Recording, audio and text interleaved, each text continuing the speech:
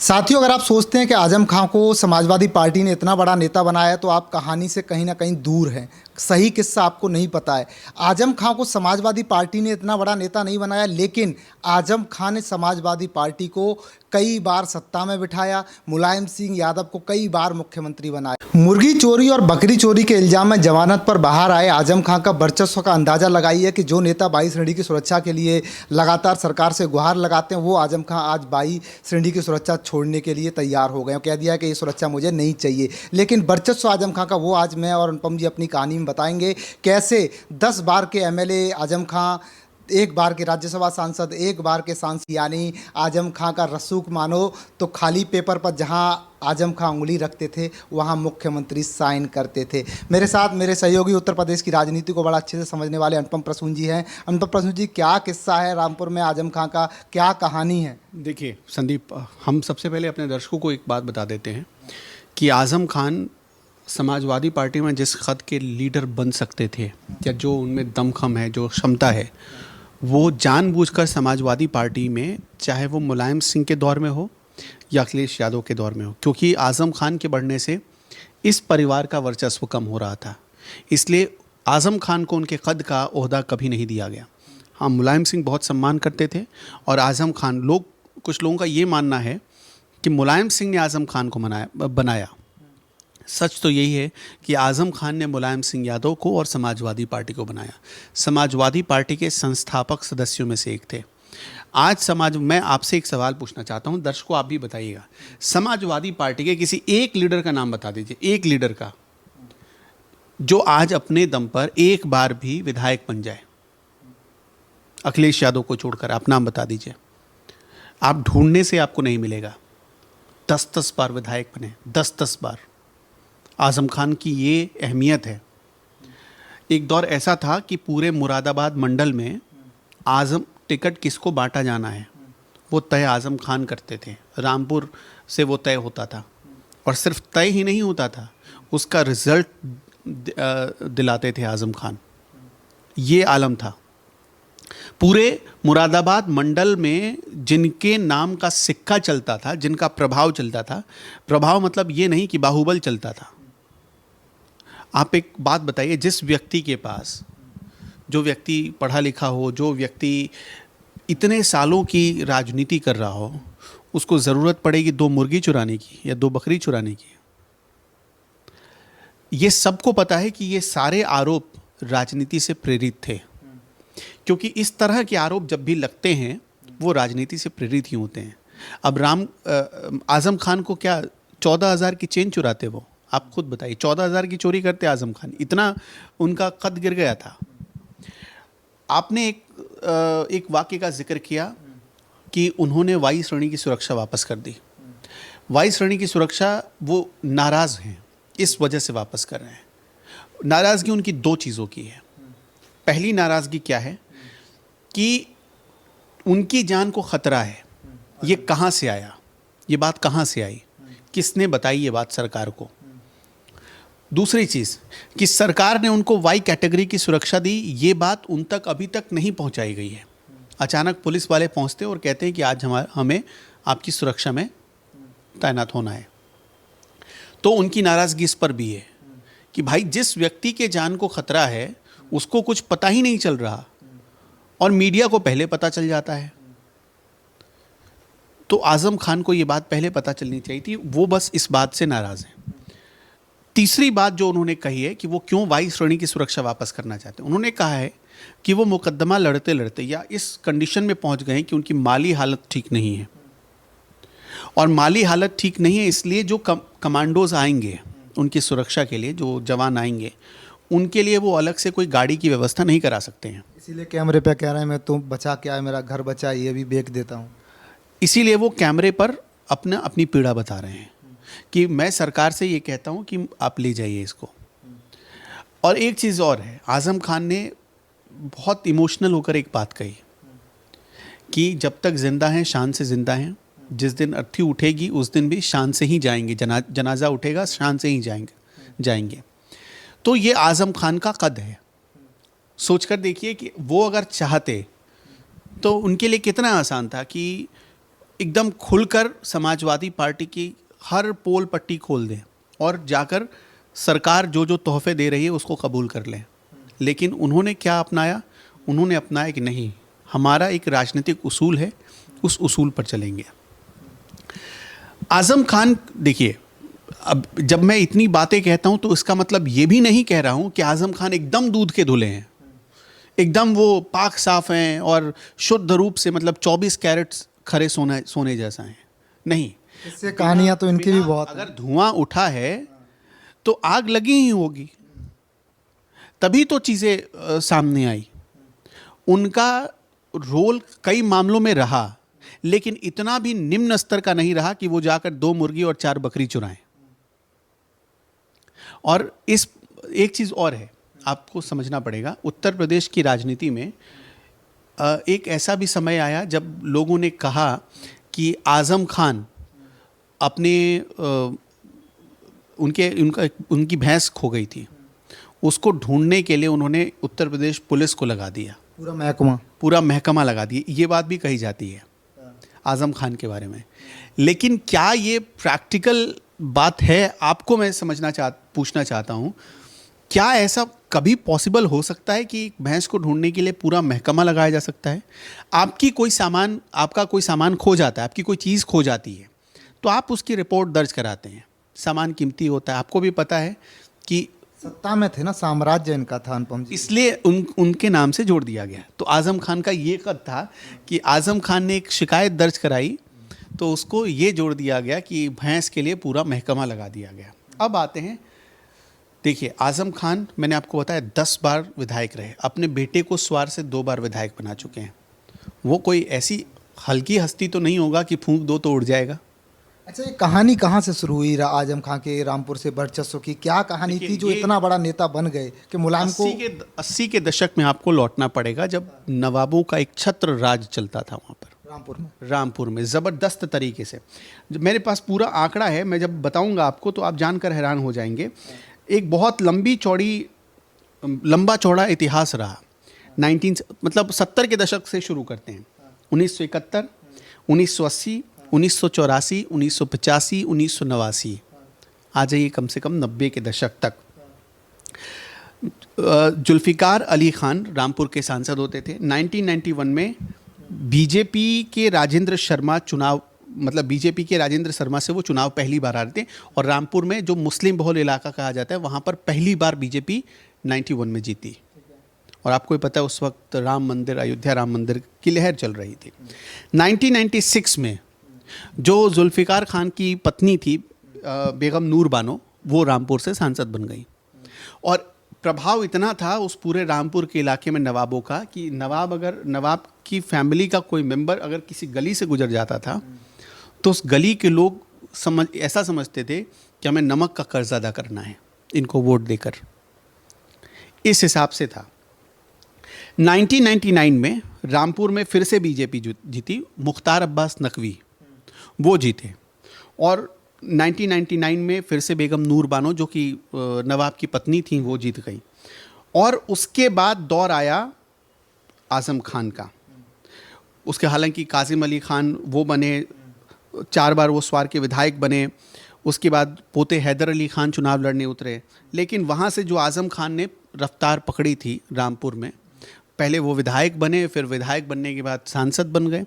और सांसद, देखिए, आज़म खान के, अगर मैं गलत नहीं हूँ तो उनके पास बहुत कम ऐसे नेताओं के पास उपलब्धि होती है। वो उत्तर प्रदेश में कैबिनेट मिनिस्टर रहे, वो केंद्र में कैबिनेट मिनिस्टर रहे, अगर मैं गलत नहीं हूँ तो वो विधान परिषद में रहे, वो विधानसभा में रहे, वो लोकसभा में रहे, और वो राज्यसभा में भी रहे। 4 मंत्री रहे। मतलब जितने मंत्री नहीं, जितने सदन हैं भारत में, सारे सदन से होकर गुजरे थे। तो इससे आप उनके राजनीतिक अनुभव का अंदाज़ा लगाइए। विधानसभा में देखा काम कैसे होता है, लोकसभा में देखा कि काम कैसे होता है और कैसे करवाया जाता है, फिर मंत्री बनकर उस काम को करवाया। तो अच्छा, यहाँ कैबिनेट मिनिस्टर रहे उत्तर प्रदेश में, तो केंद्र में भी रहे। तो उनको पता था कि पॉलिटिकल एग्जीक्यूटिव की नब्ज़ क्या है और परमानेंट एग्जीक्यूटिव की नब्ज़ क्या है। तो उस हिसाब से उन्होंने सारा काम किया और इसमें उनको बहुत कामयाबी भी मिली। वरना कभी कोई ये नहीं सोचता था कि रामपुर में नवाब फैमिली से बाहर जाकर कि कोई ऐसा चेहरा उभर कर आएगा जो सांसद या विधायक बन जाएगा। और फिर दौर तो ऐसा आ गया जब आप जाएंगे 2010 के बाद से, कि मैंने आपको शुरू में ही बताया कि मुरादाबाद मंडल की जितनी सीटें थीं उनका फैसला, उनका मुकद्दर तय होने लगा रामपुर में बैठकर आज़म खान के घर से। कहानी यहाँ से चलती थी। सारी कहानियाँ। आज़म खान पर कई गंभीर आरोप लगे। मैंने आपको एक बात और बताई है कि वो दूध के धुले नहीं थे। उनके ऊपर आरोप लगा एक ख़ास समुदाय के लोगों को दंगे कराने के बाद बचाने का। मुजफ्फरनगर दंगा सबको याद है, खुलेआम इनका नाम आया। नाम आया उसमें। उस वक्त इनसे कई मुस्लिम नेता भी नाराज़ हो गए। और एक चीज़ मैं एक वीडियो देख रहा था। अनुपम जी यहाँ रोकूंगा मैं आपको। मैं बता देता हूँ, वो चीज़ मिस हो जाएगी। आज़म खान को लोग समझते हैं कि वो भाजपा के विरोधी हैं। मैं कोई वीडियो देख रहा था, एक बड़े वरिष्ठ पत्रकार हैं, उन्होंने एक न्यूज़ चैनल पर बैठकर ये बताया, इन्फॉर्मेशन उन्होंने दी थी कि जब बाबरी विध्वंस का मामला चल रहा था तो आज़म खान को एक बात पूछी गई। उनसे पूछा गया कि ये इतना बड़ा दंगा हो गया, ये बीजेपी वालों ने करवाया होगा। ठीक है, किसी ने ऐसा बोला तो आज़म खान का फ़ौरन जवाब आया, बीजेपी ने करवाया होगा। हमारे प्राइम मिनिस्टर, मतलब उस समय नरसिम्हा राव प्राइम मिनिस्टर थे, माफ़ करिएगा, प्राइम मिनिस्टर थे नरसिम्हा राव। उन्होंने कहा हाँ, हमारे प्राइम मिनिस्टर नरसिम्हा राव तो दूध के धुले हैं। मतलब उस समय कल्याण सिंह की सरकार थी प्रदेश में, और दिल्ली में कांग्रेस की सरकार थी, प्राइम मिनिस्टर थे नरसिम्हा राव, पीवी नरसिम्हा राव। तो उन पर आज़म खान का निशाना था, बीजेपी पर नहीं। मतलब आज़म खान, कहने का मतलब ये था कि आज़म खान उस समय अपने टोन से ये बता रहे थे कि इस दंगे के पीछे बीजेपी के लोगों का हाथ नहीं है, बल्कि केंद्र में बैठी हुई कांग्रेस की सरकार का हाथ है। अगर इसमें सच्चाई है तो आप समझ सकते हैं कि आज़म खान एक ऐसे लीडर के तौर पर जाने जाएंगे या पहचाने जाएंगे जो हमेशा खरी बात, और चाहे किसी को बुरी लगे, कड़वी लगे, लेकिन जो सच होता है वो बोलने वाली बात बोलते हैं। और जाहिर सी बात है, आज़म खान के ख़िलाफ़ उनके रामपुर में कुछ लोगों ने, तो उन्हीं के समुदाय के लोगों ने बगावत की। उन्हीं के समुदाय के मुसलमानों ने ही उनके ऊपर आरोप लगाया कि ज़मीन पर जबरन कब्ज़ा किया। कई लोग तो हमारे सहयोगी हैं, अभिषेक सांडिल, मैं उनकी रिपोर्ट देख रहा था, क्या ज़बरदस्त रिपोर्ट की है। मैं तो सबसे पहले उनको बधाई देना चाहता हूँ। पिन कर देते हैं वीडियो में। हाँ, बधाई देना चाहता हूँ। उन्होंने, उनकी रिपोर्ट जब आप देखेंगे तो आपकी आंखें खुल जाएंगी कि रामपुर में रहने वाले मुसलमान कहते हैं कि भाई ये हमारा नहीं है।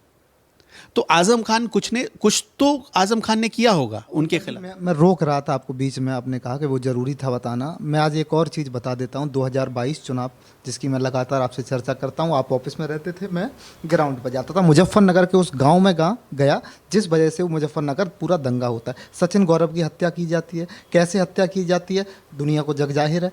उसके बाद मैं गौरव सचिन की माँ से मिलता हूँ, इंटरव्यू करता हूँ। वो इंटरव्यू हम पिन कर देते हैं। कैसे बताती हैं कि आज़म खां का क्या तांडव था उस समय मुजफ्फरनगर में। कैसे आज़म खान ने उस पूरी भीड़ को, जिन्होंने गौरव और सचिन की हत्या की थी, उससे चुटकियों में छुड़ा दिया था। कैसे मुजफ्फरनगर के कप्तान और एसपी का ट्रांसफ़र खड़े खड़े आज़म खान ने कराया था। और वो वीडियो हम पिन कर देते हैं। मैं आपको एक चीज़ और बताना चाहता हूँ। आप बगल में शामली भी है, और शामली के आसपास का, मैं वो एग्जैक्ट उस लोकेशन का नाम भूल रहा हूँ, वहाँ पर एक कोठी हुआ करती थी।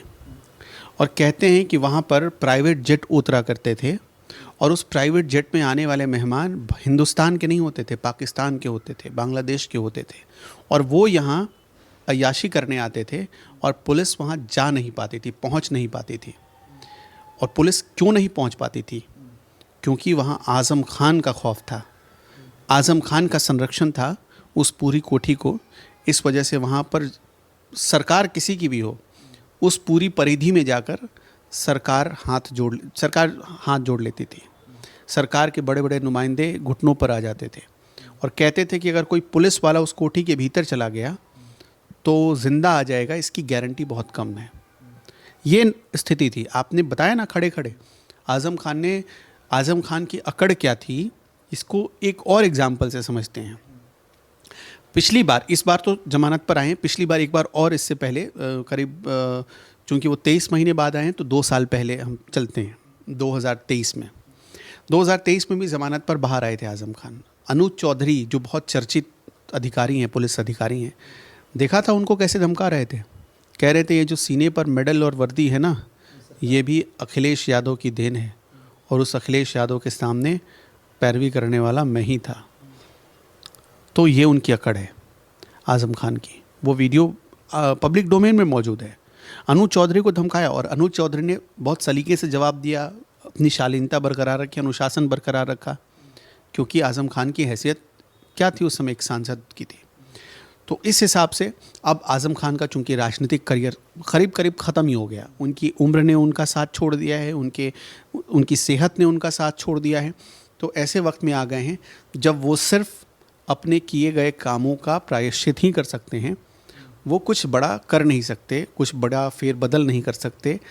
और आपको भी पता है ऐसा क्यों कहा जाता है कि IAS IPS जब रिटायर हो जाते हैं तो उनकी ज़िंदगी बहुत ख़राब हो जाती है, क्योंकि पूरी लाइफ वो पावर देखते हैं, रुतबा देखते हैं, अपने आसपास लोगों को सलामी ठोकते हुए देखते हैं। और अचानक एक दिन ऐसा आता है जब सब कुछ छिन जाता है, तो उसके बाद से वो भी एक आम नागरिक हो जाते हैं। आज़म खान भी वो रुतबा देख चुके हैं, वो पावर देख चुके हैं। एक उंगली रखते ही पूरा उत्तर प्रदेश खड़ा हो जाता था। जिस जगह पर उंगली रख दे वो, मैंने आपको कहा ना कि मुरादाबाद मंडल में कौन टिकट लेगा, मुलायम सिंह यादव के पास वो बाद में पहुंचता था, पहले आज़म खान के पास पहुंचना होता था उसको। तो दोस्तों, आज से अंत भी होता है और आज से आगाज़ भी होता है। जैसे एक चीज़ के दो मतलब होते हैं, ऐसे ही आज़म खां के भी दो चेहरे हैं।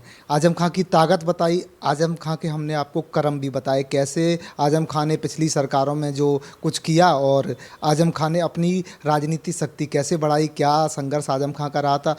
दोस्तों, सवाल आपके रहते थे कि वीडियो क्वालिटी भी ठीक करो, ऑडियो क्वालिटी आपने और अनुपम जी ने ठीक कर दी है। तो इस बार अनुपम जी आपने थोड़ी कोशिश की है कि वीडियो क्वालिटी भी यहाँ से ठीक करने का एक काम किया जाए। 2-4-5 दिन लगेंगे, ये क्वालिटी भी ठीक करेंगे। दर्शक लगातार अनुपम जी बड़ा प्यार दे रहे हैं। हम दर्शकों का बहुत शुक्रगुजार हैं और हम ये चाहते हैं कि हम इस परिवार को और थोड़ा बड़ा करें। अगर आपको हमारा कंटेंट बहुत अच्छा लगता है, पसंद आता है, तो आप हमें सपोर्ट भी कर सकते हैं। हमने सपोर्ट करने के अलग अलग माध्यम भी तय कर दिए हैं और हम चाहते हैं कि हम हर दिन अपनी क्वालिटी को सुधार लाएं। तो इसलिए आपका साथ बहुत ज़रूरी है। अगर आप हमारे चैनल को सब्सक्राइब भी करेंगे तो ये भी एक तरीके का सपोर्ट है। और सिर्फ सब्सक्राइब ही मत करिए, वीडियो अगर अच्छा लगे, कोई इन्फॉर्मेशन ऐसी लगे जो आपके काम की हो, आपको वैल्यू देती हो, आपकी जानकारी को बढ़ाती हो, तो आप इस वीडियो को अपने सगे संबंधियों, दोस्तों, यारों या किसी और जगहों पर शेयर भी कर सकते हैं। और अगर आपकी काम की ना लगे तो आप हमें कमेंट बॉक्स में ज़रूर बताइएगा कि हम इसमें और क्या सुधार कर सकते हैं। ठीक है अनुपम जी, बहुत बहुत धन्यवाद। आपका भी, दर्शकों का भी। सनातनियों का सबसे बड़ा त्यौहार दीपावली का आगाज़ हो चुका है। देश दिवाली मना रहा है, दवा के पटाखे चला रहा है। आप भी शुभकामनाएं दर्शकों को दे दीजिए। बहुत बहुत शुभकामनाएं आपको धनतेरस की, आपको दीपावली की और आपको भैया दूज की भी बहुत बहुत शुभकामनाएं। धन्यवाद दर्शकों।